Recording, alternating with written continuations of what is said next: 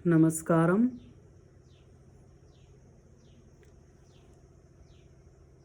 एक सवाल मेरे पास आया है कि आजकल ये जो पकड़े जा रहे हैं,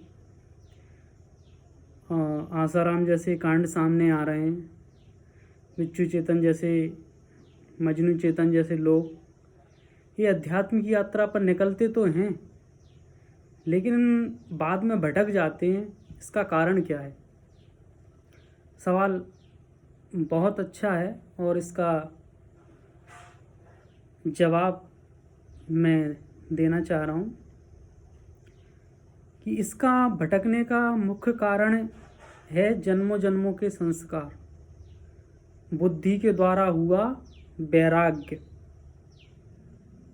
ये लोग संसार में काम कर रहे हैं, भौतिक काम, उद्योग धंधे या जो भी कुछ कर रहे हैं, दौलत के पीछे भाग रहे हैं, स्त्री के पीछे भाग रहे हैं, वो दिन रात दौड़ रहे हैं, दिन रात इनकी दौड़ चल रही है। कभी कहीं से बुद्धि के स्तर पे किसी से सुन लिया कि ये दौड़ व्यर्थ है, ये सब व्यर्थ है, तो इनको थोड़ा सा लगा कि ये सब व्यर्थ है, इसे छोड़ देना चाहिए। आदत दौड़ने की हो गई। तो जैसे ही छोड़ने का भाव आया तो इन वस्तुओं को छोड़ करके फिर इनकी नई दौड़ शुरू हो गई। बोले कैसी दौड़? तो बोले परमात्मा को पाने की दौड़। अभी इनको पकड़ने के लिए दौड़ रहे थे, सारी वस्तुओं के पीछे, इसके पीछे। अब दूसरी दौड़ शुरू हो गई इनकी, परमात्मा की दौड़। तो जो स्वभाव से आदत बनी थी इनकी, जन्मों जन्मों के संस्कार बने थे, उसको पाने के लिए दौड़ने लगे। अब एक बात बताओ कि ऐसे तुम्हें किसी दूसरे को पाने के लिए जाना है, किसी दूसरे को पकड़ना है, तो तुम्हें कहीं जाना पड़ेगा। लेकिन यदि तुम खुद को पकड़ने के लिए भागे तो तुम कहाँ पहुँचोगे? जितना उसको पकड़ने के लिए भागोगे खुद को, उतना खुद से दूर होते चले जाओगे। और यही हो रहा है, क्योंकि जो हैबिट्स होती हैं, कुछ आदतें जन्मों जन्मों की नहीं, अभी की देख लो, अभी की कुछ 2-4 आदतें अपने अगर जीवन में आ गई हैं, कुछ भी चलने की आदत अगर अपन को अलग तरीके से पड़ गई है, तो वो आदत हटाने के लिए भी तुम्हें एक ऊर्जा का इस्तेमाल करना पड़ता है, बहुत सजग रहना पड़ता है, तब वो हटती है। तो ये जन्मों जन्मों के स्वभाव बने हुए हैं, उसके कारण जैसे संसार में उद्योग धंधों के पीछे भाग रहे थे, वैसे परमात्मा के पीछे भागने लगे। और उसको पाने के लिए दौड़ने की ज़रूरत नहीं, उसको पाने के लिए तो स्थिर होने की ज़रूरत थी, न्यूट्रल होने की ज़रूरत थी। लेकिन उन्होंने फिर वही दौड़ शुरू कर दी। तो भटकना निश्चित है, क्योंकि वो ये जहाँ उसे ढूंढना चाह रहे हैं वो वहाँ है ही नहीं। बहिर्मुखी इतना इनका चित्त रहता है। घर छोड़ा, आश्रम बना लिया, परिवार छोड़ा तो चेले बना लिए, एक शादी नहीं की, एक स्त्री से शादी नहीं की तो हजारों स्त्रियां अपनी बना ले। काम वही सारे हो रहे हैं, बस कुछ नहीं चेंज आया, सिर्फ थोड़ा सा रूप बदल लेते हैं। तो इस तरीके से भीतर जहाँ बदलाव होना था चित्त में, वहाँ कोई बदलाव नहीं, और जो बदलाव हो रहे हैं वो सब बाहर हो रहे हैं। तो और उत्पत्ति कर्मों की कहाँ से हो रही है?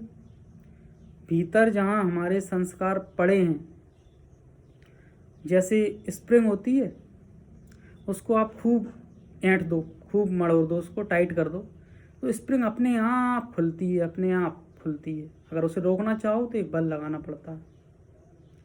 झूला, उसको आप एक बार धक्का मार दो, दूसरी तरफ वो अपने आप आएगा। अगर उसे रोकना है तो एक बल लगाना पड़ेगा, एक ऊर्जा लगानी पड़ेगी।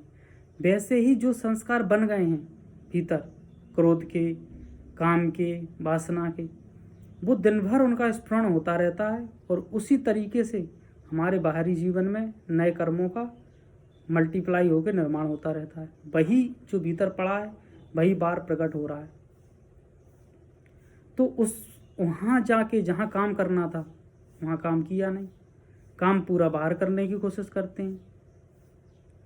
जो बाहर है नहीं, सपने में एक आदमी ने सपने में कहीं बाहर जाने के टिकट कटा लिए और सपना इतना गहरा उसको बैठ गया कि जगह और बस कह रहा है घर जाना है, घर जाना है, घर जाने की टिकट कटाओ, घर जाने की टिकट के पैसे दो, घर जाना है, घर। लोगों ने समझाया क्या हुआ? अरे बोले मैं वहाँ पहुँच गया हूँ, मुझे घर आना है, वहाँ की टिकट के पैसे दो। तो क्या वास्तव में उसे घर आने के लिए टिकट की ज़रूरत है? क्योंकि टिकट की उसे ज़रूरत तब होती जब वो कहीं गया होता। वो कहीं गया ही नहीं, बस उसे थोड़ा सा होश दिलाने की ज़रूरत है कि पागल तुम कहीं नहीं गए, तुम यहीं हो। और हम क्या है, उसको पाने का प्रयास कर रहे हैं। परमात्मा को पाने का प्रयास करना ही सबसे बड़ा भटकाव है। संत राबिया एक दिन अपनी कुटी के बाहर कुछ खोज रही थी। बहुत सारे लोग इकट्ठे हो गए। क्या क्या हुआ, क्या हुआ, क्या खोज रही हो? बोली मेरी सुई खो गई है। तो सब लोग खोजने लगे। बहुत देर तक खोजने के बाद जब नहीं मिली तो सबने कहा कि खोई भी थी यहीं या कहीं और खोई थी? तो राबिया ने कहा नहीं, यहाँ खोई नहीं, खोई तो कुटिया में। लोगों ने कहा कि सठिया गई है बुढ़िया, जब कुटिया में खोई है तो उसको बाहर क्यों खोज रही है और हमें भी पागल बना रही है? तो राबिया हंसती है और कहती है कि मैं सठिया गई हूँ, मैं सठ हूँ, और तुम जन्मों जन्मों से जो भीतर तुम्हारा है, जो जिसे तुम्हें भीतर ढूंढना चाहिए, उसे तुम बाहर खोज रहे हो, प्रेम, आनंद और मौन को। तो तुम तो महासठ हुए। ऐसे समझाने का प्रयास बहुत सारे जो महापुरुष हुए उन्होंने किया, लेकिन सिर्फ समझाने से कुछ नहीं होता। कुछ झांकना पड़ता है अपने भीतर, मन की गहराइयों में। हमारे शरीर पर छोटी सी चींटी रेंगती है और हमें उसके रेंगने का पता चल जाता है, लेकिन भीतर कितनी स्पीड से रक्त बह रहा है, कितनी स्पीड से दिल धड़क रहा है, कितने सिस्टम काम कर रहे हैं, कभी उनको जानने का प्रयत्न किया? कैसे रोटी से मांस मज्जा बन जाता है, हम जो अन्न ग्रहण करते हैं वो मांस मज्जा में परिवर्तित हो जाता है। इतनी बड़ी मशीनरी काम कर रही है, ऑटोमेटिक, वो कैसे काम करती है उसको जानने का कभी प्रयास नहीं किया। परमात्मा को पाने की बात आई तो फिर एक नया भटकाव शुरू हो गया, एक नया प्रपंच खड़ा कर लिया। एक छोटे से प्रपंच को छोड़ करके तुम त्याग क्या समझते हो? त्याग को तुमने त्याग छोटी छोटी वस्तुओं को छोड़ देना त्याग है? नहीं। बच्चा जब माँ की गोद में आता है, उसे माँ का स्तन मिलता है तो अंगूठा चूस रहा होता है तो वो अपने आप छूट जाता है। ऐसे ही तुम्हें जब एक बड़ी उपलब्धि होती है तो ये छोटी वस्तुएं अपने आप छूट जाती हैं। उसे त्याग कहते हैं। किसी चीज़ को जबरन छोड़ना, जबरन उसे हट करके छुड़ाना, वो त्याग नहीं है। तो हर चीज़ को एक अलग ढंग से, एक अलग तरीके से बुद्धि के स्तर पर तुमने ले लिया है। तुम्हें वैराग्य भी हो रहा है, तुम्हें ज्ञान भी हो रहा है, सब बुद्धि के स्तर पर हो रहा है। और जब जब इस तरीके से बुद्धि के स्तर पर जीवन जीते रहोगे तो इस तरीके के भटकाव निश्चित हैं। और उसी का परिणाम है आज हजारों लाखों बाबाओं का इस तरीके से भटकना, उनको बड़े बड़े रेप कांडों में पकड़े जाना। रोज़ नए खुलासे हो रहे हैं, रोज़। उनका कारण यही है कि बस ऊपरी बदलाव, जहाँ भीतर बदलना था, जहाँ से कर्म की उत्पत्ति हो रही है, जहाँ संस्कार दबे पड़े हैं, उनकी उदीर्णा करने का हमने अभ्यास किया नहीं है। और उसके अभ्यास करने की विधि किसी ने सिखाई भी नहीं है, क्योंकि अगर खुद तुम्हें बदलने की विधि सिखा दी तो इनकी दुकानें कैसे चलेंगी। तो भीतर बदलने का अभ्यास करना हम सीखेंगे।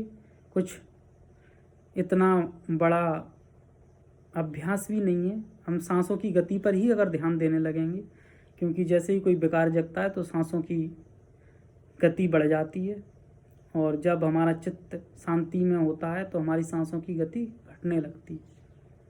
तो अपनी सांसों की गति को ही हम मेंटेन करना सीख गए तो बहुत बड़ी मात्रा में विकारों पर नियंत्रण पा लेंगे।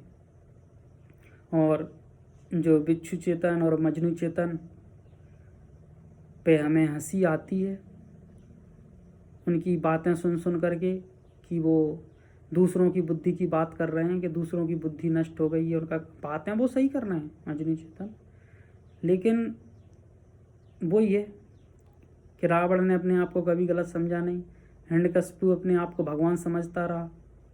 ऐसे ही इनको लग ही नहीं रहा है कि ये जो कह रहे हैं वो खुद के लिए है, इनके लिए, कि इनकी बुद्धि हर ली गई है। जब विनाश निश्चित आता है तो बुद्धि का हरण हो जाता है, तो ऐसा इनके साथ हो गया है। और अभी भी संभलना चाहें तो प्रकृति ने मौका दिया है, संभल सकते हैं, और नहीं संभलेंगे तो वही जो राम रच राखा। जय श्री राम।